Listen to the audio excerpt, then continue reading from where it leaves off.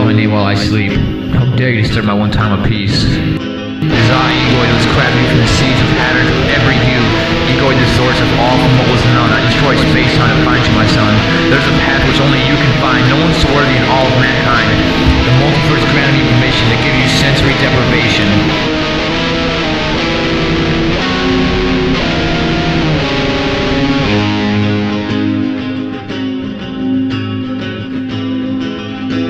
How can this be real? I need to see proof. Is there any way I can know that it's you? If you're the ultimate consciousness, why in my quests are you so elusive? You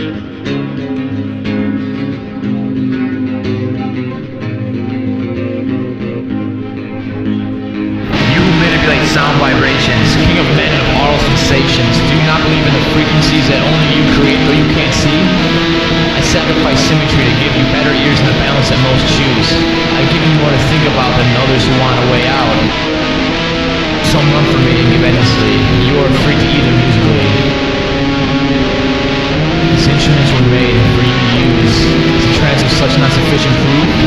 And as for your quest, you know only math, even physics, but where's the other half? Have you not studied string and theory enough to know about reality? When one looks, he shall never in life find the true nature of even his own mind. You strive too much and are seeking balance. I have come to you with your last challenge. For others have tried and some do not care, but the gods above have put you right here.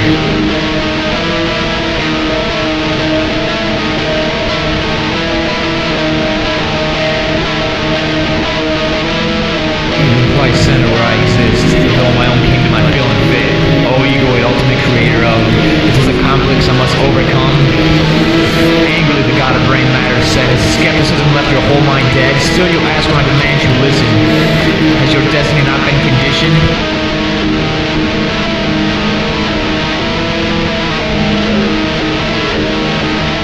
Do you suggest that I have no free will? That if I did, I'd create my own hell?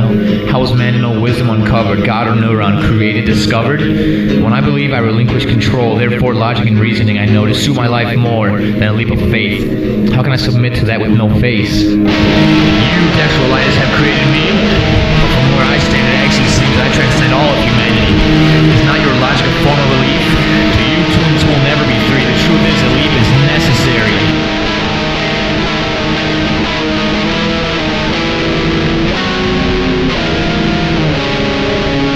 Dextrolitis enraged, cursed his spirits. He demanded to see some evidence. Logic to you may be irrelevant, but he went on, it is all that I get. Why am I to leap and swim in your void, even if you are the conscious Egoid?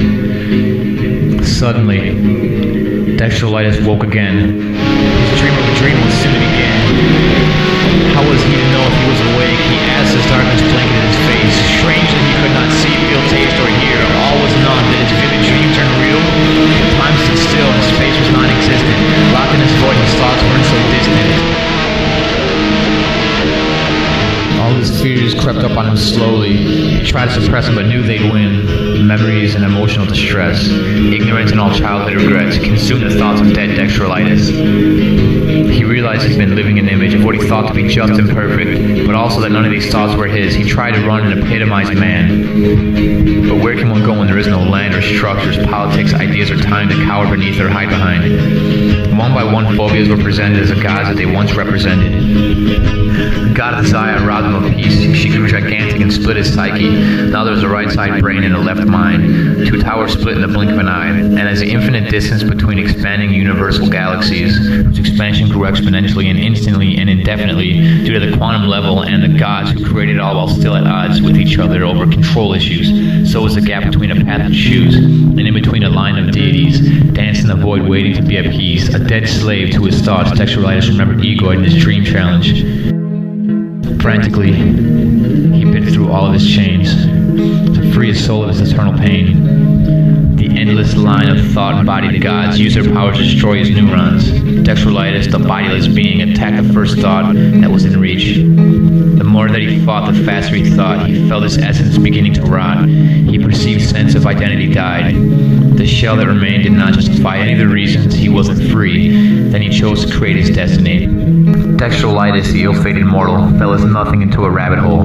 The thoughts of his dreams were no longer gods, but parts of himself that he feared a lot. The end of this astronomical tube was a voice of reasoning and truth. The mouth opened up and swallowed him whole. He was digested, and out spewed his soul. Finally, he could see, feel, taste, and hear, and instantly confronted his own fear. It was that of a familiar form. Its eyes foretold of an oncoming storm. They were pale blue, and the pupils were small. Irritation plagued the mirrored eyeballs. Dextrolitis stepped back to see some more. Then in horror, he collapsed to the floor. The face he was staring at was his own. His senses flushed, and he let out a moan. He saw the sound waves travel from his mouth. The storm broke out as they shattered the ground. His reflection was destroyed by a voice that came from below and sounded like noise. Blood began to drip from both his ears. The storm raged on for what seemed to be years. The pain was beyond any suffering the champion of sound had ever seen. Of all the infinitely dense knowledge he stored, only what seemed of importance, and still his mind was full of this deceit, but swore that it was all worth being free. Finally, idXed appeared and then asked, "Do you still wish to live as a free man? Have you yet not cursed your gifts of thought and sound?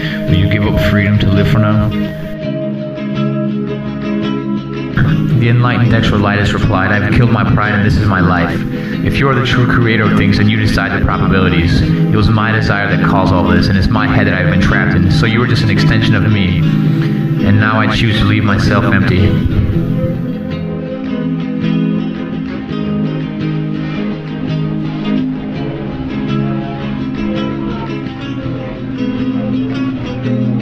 idXed then shut out in disbelief. "How is it you have discovered me? You are right, it is not I who made you, but you have found me, and that is the truth."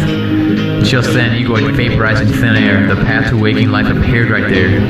Dextrolitis, his hero of the self, cautiously stepped forward to exit from this hell.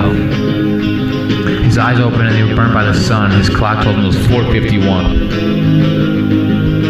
Knowing that there would be even more strife, Dextrolitis woke up from his sleep and sighed.